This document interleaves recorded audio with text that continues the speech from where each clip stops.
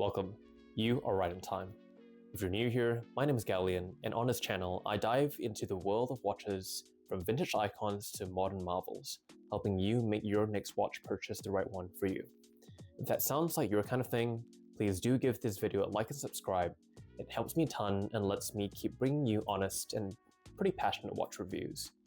Today, we're flipping through the pages of history once more as we take a look at what's beating furiously away on my wrist. The Longines Ultra-Chron, a watch born from the golden age of mechanical innovation, where brands weren't just fighting for style points, but for something far more precise: chronometric supremacy. This vintage high-beat timepiece tells a story of ambition, precision, and quiet elegance, and it still holds its own in today's collecting landscape. For anything else, let's get into it. This particular reference of the Ultra-Chron features a stainless steel C-shaped case, a particular case shape that was made famous by the Omega constellation during the same era. With its rounded flanks and integrated lug profile, it has that unmistakably 60s blend of futurism and ergonomics. At approximately 36mm in diameter, the wears a touch larger due to its case shape and a lug-to-lug of just over 40mm. It is compact by modern standards, but doesn't feel small thanks to its broad dial and its slim bezel. The height is around 10mm, thin enough to slide under a cuff with ease. The dial is where this watch really shines. A beautiful vertical brush sunburst pattern paired with the applied baton indices catches the light beautifully. The applied Longines logo at the 12 o'clock is crisp and full of mid-century charm, and just below it, the automatic text in italics. At the 6 o'clock, you've got the Ultra-Chron icon applied. It does look a little bit like a frequency wave, as well the Ultra-Chron text. Their hands are minimalist, syringe style with black inlays, which are functional and legible. The minute track is subtly but clearly printed around the perimeter, almost hidden unless you're looking closely, giving the dial an overall minimal yet precise aesthetic. Together, it is understated yet precise, a tool watch in almost a dress watch's clothing. On the wrist, the Ultra-Chron is a delight. Thanks to its curved caseback and C-shaped design, it hugs the wrist comfortably. I've got a pretty small wrist, and this works beautifully. It sits low, doesn't overhang, and just feels right.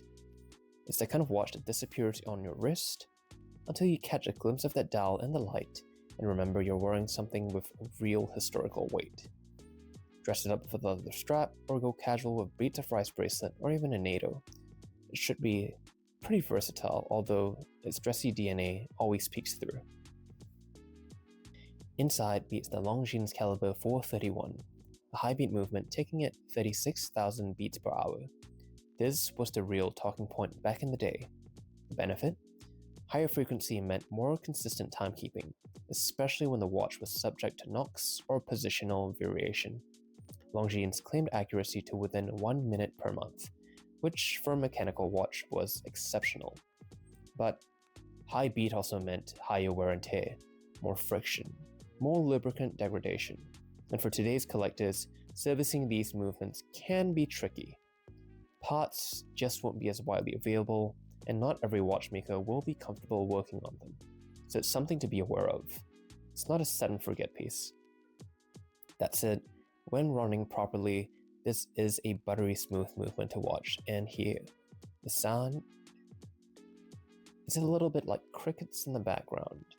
The second hand glides. It's just hypnotic. That said, the Ultra-Chron certainly wasn't alone in the high beat race. It went up against some absolute titans, such as the Zenith El Primero, arguably the most famous high beat movement of them all, but automatic and with a chronograph complication. Then you've got Seiko with the Grand Seiko 61 GS series, representing meticulous Japanese engineering and also beating at 36,000 beats per hour. Finally, we can't not talk about Omega with its constellation chronometers. While not all were high beat, many were COSC certified and competed in the same space of elegant precision. That said, what set Longines apart was their focus on making high beat accessible. The Ultra-Chron wasn't a luxury halo piece. It was precise, wearable, for the discerning everyday customer. Fast forward to today, and Longines has brought the Ultra-Chron name back with the 2022 Ultra-Chron Diver reissue. It's beefier, sportier, features a vintage-inspired case but with thoroughly modern specifications, sapphire crystal, cost certification, and the same 36,000 beats per hour rate via their caliber L836.6. So what's changed? Just about everything actually. The tool watch focus for one. The modern version is a diver through and through, chunky and rugged. Second, it does, however, respect its heritage. It revised the logo, the spirit, and the rate, but it's less about dress elegance and more about dive utility. Finally, you've got that wearability. Modern sizing means it may alienate those with smaller wrists. It's no longer a subtle dresser, it's clearly a statement. But what's remained is Longines' commitment to chronometry, the same desire to push boundaries in the name of accuracy. The vintage Longines Ultra-Chron isn't just a beautiful piece of 1960s design. It's a monument to a fascinating chapter in watchmaking history, a time when brands really pushed the limits of mechanical accuracy before quartz just swept the entire industry. It offers incredible value in the vintage market, especially for collectors who want something with technical pedigree and pretty timeless styling. Just remember though, servicing might take a little bit more effort, but for those willing to look past that, you'll own a piece of that chronometric arms race of the 60s. Thanks for sticking around, and if you found this review helpful, hit that like button and subscribe for more vintage and modern watch dives. And as always, keep your watches wound so you're always right on time. I'll see you in the next one.